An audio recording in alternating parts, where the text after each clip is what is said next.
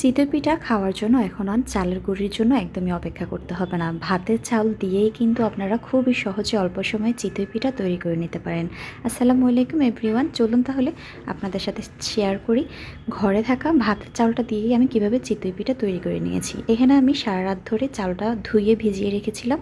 সকালবেলায় চালটা পানি ছাড়িয়ে ব্লেন্ডারে জারে দিয়ে দিয়েছি এবং দিয়ে দিয়েছি হাফ কাপ কুসুম গরম পানি এবং গ্রাইন্ড করে নিয়েছি।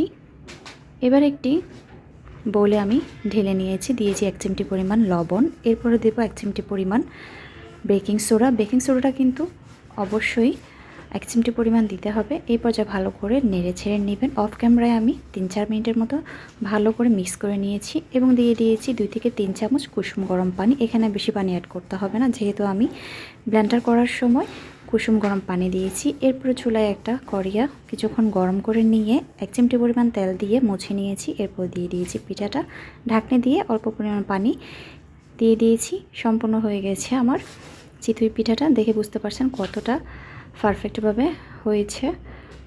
এরপরটাও কিন্তু আমি করে নিয়েছি। এখানে একটু পরিমাণ ধনেপাতা অ্যাড করেছি, দেখতে যেন সুন্দর লাগে, খেতেও কিন্তু ভালো লাগে। এভাবে আমি সবগুলো পিঠে তৈরি করে নিয়েছি। 1 কাপ চালের জন্য আমার এখানে 5 থেকে 6টা পিঠে হয়েছে, বেশি কিন্তু হয়নি। আজকের মতো এখানেই, ভালো লাগলে পাশে থাকবেন, সাবস্ক্রাইব করবেন। আল্লাহ হাফেজ।